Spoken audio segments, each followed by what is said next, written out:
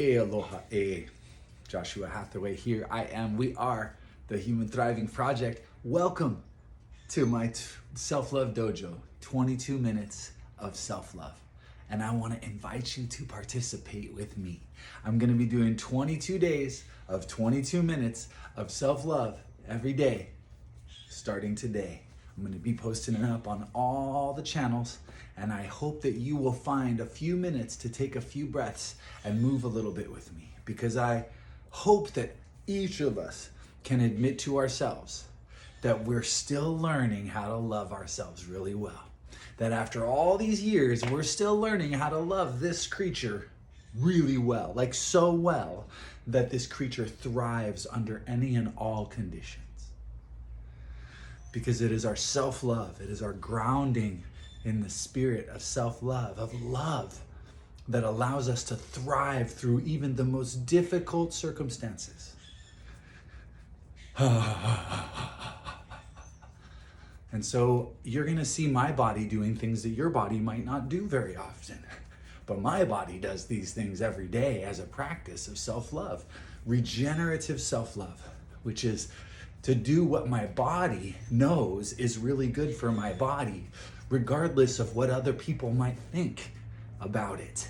That is really self-loving, because I know that the way that I stand, and the way that I breathe, and the way that I move, and the way that I make sounds is really healthy. It's really healthy for me, for my physical body, for my emotional body, for my mental body, for my relationships. It's really healthy. It's really self-loving. But it happens to break a bunch of the rules that we inherited about how a body is supposed to breathe and move and make sounds, etc. But in case you haven't noticed, we inherited a pretty corrupt set of rules about these things that weren't designed for the thriving of life. The rules that we inherited have been designed to maintain a system of hierarchy and power. And that just seeps into every posture, every breath that we take. We are literally, there's a pressure on our physical bodies, on our emotional bodies, on our mental bodies. There's a pressure to conform to systems that are not designed for the wellness of us. And so we're going to be engaging in a daily practice together, I hope, of thriving just for 22 minutes a day, thriving for 22 minutes a day, setting an anchor in our day to thrive so that we can be an agent of that thriving out in the world, so that we might have a 10% greater chance of responding with love to a moment when our situation challenges us, when our partner brings us something that may be other than love, when our business brings us a curve or an opportunity disguised as a challenge. If we are anchored in love, anchored in self-love, in dynamic, relaxed, responsive self-love, we're just 10 or 15% more likely to respond with the love that is needed in that moment. Yeah. So we build that practice in. We start by loving ourselves, because it's really truly in our self-love that we build up this, like, we fill our battery up, right? And then our battery's charged up to 100% to go launch into the day. Yeah. It's like that. And the other day when I was sharing these practices with some friends, literally, like, we did a few minutes of this breathing and somatics, and then somebody's phone like dinged, ding, and I was like, that's all of our batteries getting topped off. That's the sound that we make when our battery gets topped off, right? But again, remaining mobile, remaining strong, remaining joyous and full of serotonin deep into our many decades of life, maybe century and beyond, is going to require you to behave differently than the people you saw die at 65. And these behaviors that I'm going to encourage during this time are definitely different. They're different. They are very carefully crafted. They're holistic practices that help to reduce the passive tension in your nervous system, that help to increase the amount of oxygen that your whole nervous system is working with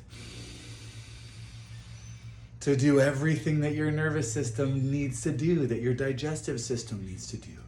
It's going to make your digestion more efficient because you're activating the musculature all around your core. You're strengthening and making more coherence in the musculature of the core, so you're able to digest your food more efficiently. You're able to metabolize and extract more nutrients out of the food that you're already eating. And you might even notice that you no longer crave certain foods after a little while, that you're no longer constantly hungry when you're actually digesting what's there and metabolizing that. And we're going to be shifting our posture and structure so that the way we move through the world is actually more relaxed, but more rooted and grounded. And this comes a lot from my martial arts background, from my Kung Fu background, where we learn how to be very dynamic in our movement, but remain rooted so that we're never leaving our integrity, the envelope of our integrity to do something. We're constantly remaining with a strong base. And that's how we thrive through life. We can take risks, we can reach out for things, but we have to know how to come back to a strong base. And if we're going to be taking on weight, we need to be able to do it from structural integrity and a strong base, right? So these are some of the things we get to cultivate in the Self-Love Dojo. 22 minutes of self-love. If you are not giving yourself 22 minutes of self-love, then I don't see how your life is going to really thrive. Whatever that looks like for you. But self-love, like actually loving yourself. Like loving a child is not giving a child like everything a child wants. Loving a child is providing an environment for that child to thrive. Loving a child is saying no to certain desires that child has and making sure that that child has access to all the nutrients that it needs. Loving a child is being compassionate about what a child wants and the kinds of tantrums that child throws when it doesn't get what it wants. But loving a child means making sure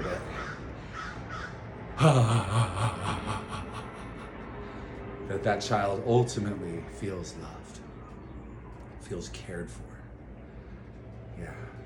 So we're gonna care for this child of God, this child of the earth. We're gonna care for this one. We're gonna love this one really well, uncomfortably well, because all of our greatest experiences lie outside of our comfort zone, not inside of our comfort zone. So this is a long explanation in video 1 here about what we're doing and why. But I'm making this explanation while I'm what? I'm doing the regenerative somatics. I'm shaking, releasing passive tension in my body.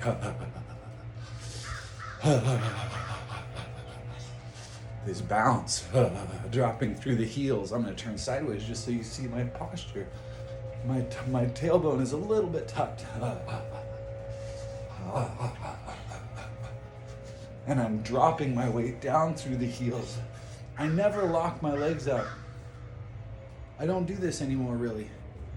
This is the way I was taught to stand. This is the way I was taught to walk, pretty much.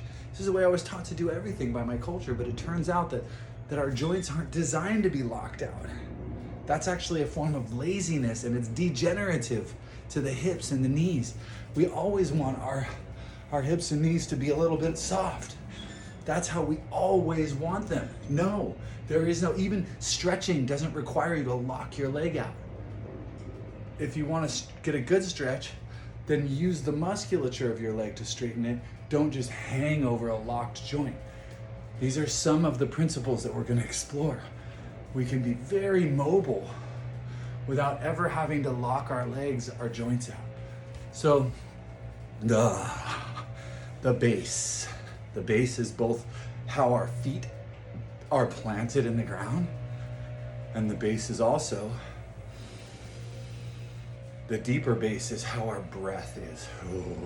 Because whether we're standing or we're sitting or we're lying down, we're always breathing. And you may or may not discover after this body decays and passes into the earth that you're still breathing in some form. Breath is an eternal rhythm that doesn't rely on lungs, because everything breathes. Everything has a breath rhythm. All creation has a breath rhythm. It's designed, it's built in to all creation. So when we learn how to breathe properly, when we restore a healthy breath, then we do incredible wonders for our nervous system. But a healthy breath is a slower breath, and we have been trained by our very fast-paced culture to breathe. It's a conscious and intentional breath that brings our awareness down into the belly. Oh. So if you want to try, bring your hands to your belly, thumbs right on the belly button. Thumbs right here on the belly button, and just hands right here. And see if you can inhale and push your hands out. And exhale. And your hands come closer to your spine. Inhale. Expand the belly. Exhale. Inhale through the nose. Thank you. Oh. Exhale through the mouth. I love you. Inhale. Exhale. Oh. Oh.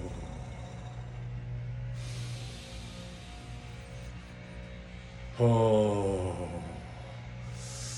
Yeah. I suddenly have to pee so intensely. I'm just like tracking the sensation. I got chills. But I want to see if I can just kind of hold that sensation, hold that desire within the field of my gratitude and my love. Oh. Because my practice, my growth journey, my self-love path is for me to feel and experience gratitude with every single inhale of breath that I take. And to feel and experience love with every exhale that I release into the world. So every inhale I receive with gratitude. Every exhale, love.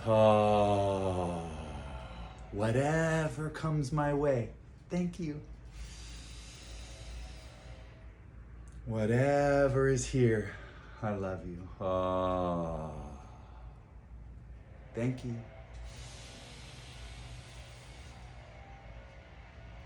I love you. This is what my master taught. This is what Master Jesus taught us. Love. Just love. Love your neighbor. Who's your neighbor? It's the person right there. It's the person standing right next to you, always. Has nothing to do with where you live or what your address is. Your neighbor is the one right here with you. And guess who is the neighbor that never leaves? Love your neighbor as yourself. Wait a second. Oh, wait, what? Yeah. Self-love. Self-love. When you fill yourself up with love, which is not a limited resource. Love is an eternal resource. When we fill ourselves with gratitude and love first, then we overflow that. When we fill ourselves with stress and frustration and judgment and disappointment and all the other things, when we keep consuming that, then what are we going to exude? We're gonna exude that stuff. But when we commit ourselves first to loving this one, into whose warm skin we have woken up. This child of creation, this beautiful child of heaven and earth. When we start by loving this one, we're at least a little more likely to bring love into the world from this center right here, from this center of operations called our human body. So, you see that my knees are down here. I'm dropped down in this self-love practice because I'm here to be strong. I'm here to bring the strength of love to my life. I'm here to be able to move heavy things with the strength of my love. And the heaviest things I can move with the strength of my love are hatred, fear, jealousy, greed, denial, repression. These are the heaviest things that love has to move. But to love, they're not heavy at all. They're just what's in front of us. But they do have a heaviness and a gravity to them. And if we're not in tip-top shape, if we're not at our strongest, if we're not dynamic, if our hips aren't alive, if our legs aren't strong, if our heart isn't open, if our spine is not stacked and erect the way we know it must be to move weight, then we got no chance. We got no chance against the forces that are pressing in against us. And maybe we're gonna wait until some sort of divine incarnation comes down with a neon sign from the sky to save us all, but that's not how God works. God is here awakening within us. We are the children of this revelation, and then it's not happening in the sky. It's happening here in the infinite horizon of our interior. We are the agents of the awakening, of the revolution, of the revelation, of the evolution, of the celebration of a new heaven and a new earth. That's who we are. That's what we are. And this is our garden, first and foremost. This is the garden that we're here to tend. This body, heart, and mind is the garden. And if your garden is unwell, then please withdraw resources from other places where you may be scattering them and bring your attention, your intention, and your practice home to your own garden, to restoring the soil, to pulling the weeds of bad habits that you've accumulated over a lifetime, and of bringing the super nutrients of gratitude and love into your garden, into your soil.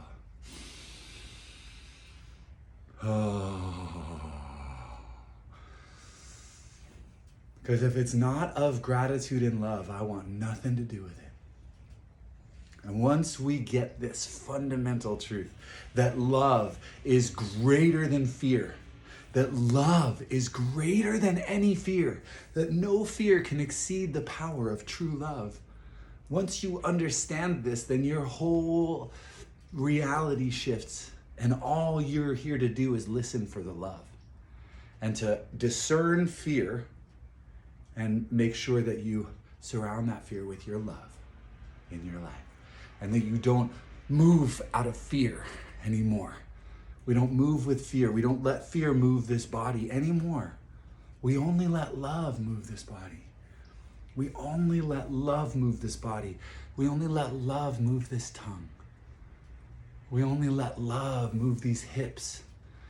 We only let love move these thoughts. Our whole reality is about cohering our entire life with the energy and frequency of love, which is unmistakable. Nobody paying attention can mistake fear and love for one another. Nobody. And if you're confused about it, go to the gospel and read about the words of our master. Read what he says. So simple. Forget everything else that you might read in those pages if you must, but read the words of Christ Jesus. Oh. Oh.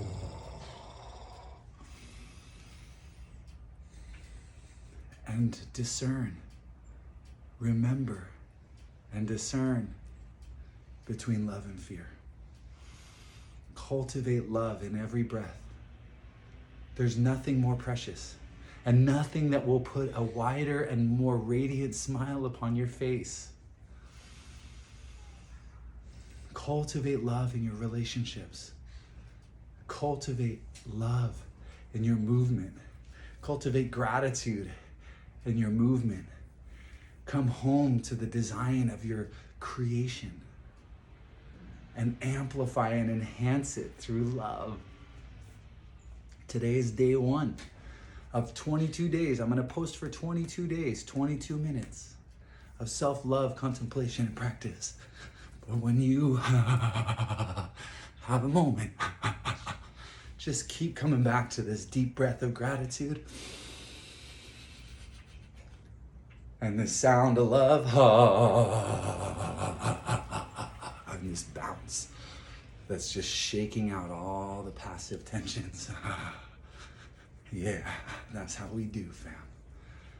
Thank you so much for joining me for this practice, and I hope that we can practice together someday.